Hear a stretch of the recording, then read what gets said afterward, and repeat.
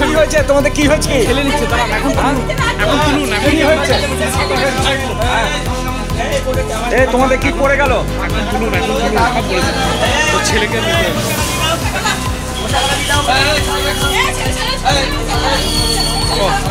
কেন ওকে বলবো?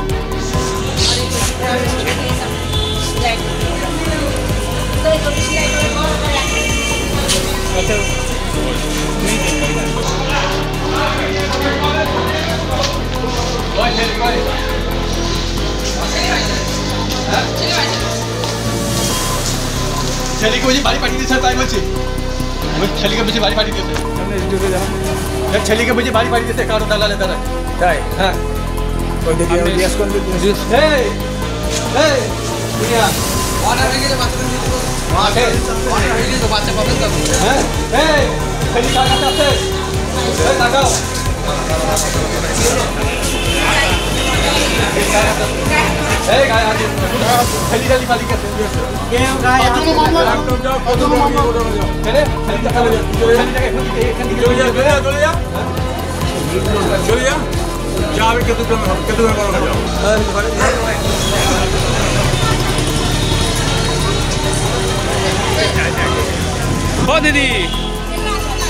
এইদিকে শুনুন, আপনি কি বাচ্চা ছাড়বেন না? ও দিদি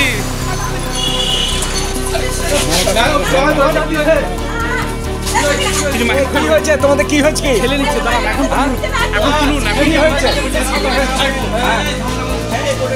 তোমাদের কি পড়ে গেল? এখন তুলুন সব বলেছে তো ছেলেকে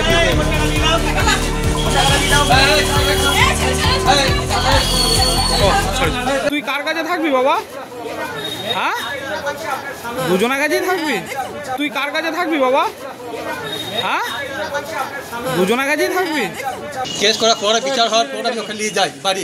6-7 মাস সংসার করছি। সংসার করার পরও আমি এবার বাড়ি গেলাম, ফের ওর সাথে ফের কন্ট্যাক্ট করছি যে আবার ফের ধরা পড়ে গেছে। আমি একটা ইন্ডিয়াতে একটা কোম্পানি কাজ করি। আর আপনার স্ত্রীর অভিযোগ যে আপনি ওকে বাড়িতে ফেলে মেরে ফেলবেন। কোনোদিন হতে পারে না। হ্যাঁ না, ও মিথ্যা বলছি। আমার উপর 4টি কেস করেছে। কোনো স্বামী কি কেস?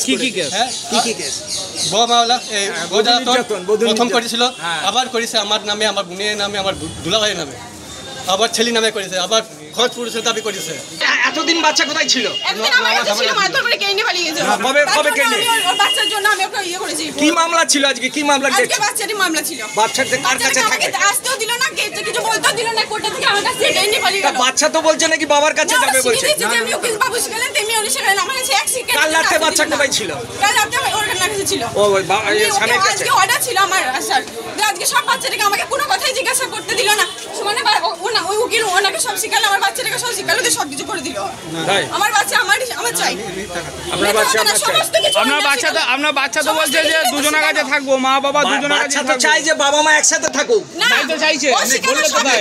আপনারা বুঝতে পারছেন না, আপনারা বুঝতে পারছেন না, ও সব শিখালো। আপনি আপার কোর্টে গিয়ে গার্জেনশিপে একটা মামলা করুন, সেই মামলাতে উনি লড়ুন, কোনো অসুবিধা নেই। কারণ বাচ্চার বয়সটা হচ্ছে 8 বছর। এবার আমাদের মুসলিম পার্সোনাল ল অনুযায়ী বা বিভিন্ন ল অনুযায়ী যেখানে কিছু যা হোক না কেন, বাবা তো একটা লিগাল গার্জেন হিসেবে হচ্ছে। আমি অস্বীকার করছি না যে মা গার্জেন নন, কিন্তু এখানে কোর্ট দেখেছেন যে মা গার্জেন হিসাবে ফিট নন। এখানে জোর করে তুলে নিয়ে এসে তো আটকে রেখে। আপনি কি আপনার মক্কেলের হয়ে কি আপার কোর্টে আপিল করবেন? আমি তো পেয়ে গেছি, আমি তো বাচ্চা আমার বাড়িতেই থাকি। এখন কি পুলিশে বা কোথাও জানাবেন যে বাচ্চাটা বাচ্চা তো আমাদেরকে দিয়ে দিয়েছেন, ওনারা জোর করে যাচ্ছেন। এবার ওনারা যদি আমাদেরকে ওনারা যদি গায়ে জোর করে ওনারা যদি নিয়ে যান তাহলে পুলিশকে জানাতে হবে, ম্যাডামের কাছে যাবো। ম্যাডাম যেহেতু অর্ডার করেছে, ম্যাডামকেই জানাবো। এবার ম্যাডাম যেটা সিদ্ধান্ত এসডিও ম্যাডামের কাছে কি না। আদালত আজকে মামলাটা ড্রপ করে দিয়েছেন দুই পক্ষকে শুনে।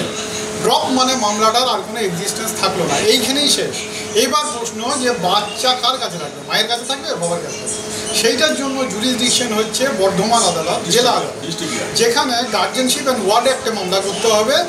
যার কাছে সেটা হাজব্যান্ডও করতে পারে, ওয়াইফও করতে পারে, মানে বাচ্চার বাবাও করতে পারে, মাও করতে পারে, দুজনেই ন্যাচারাল গার্জেন। সুতরাং তারা মামলা করবেন, কোর্ট বিচার করবে বাচ্চা কার কাছে থাকবে।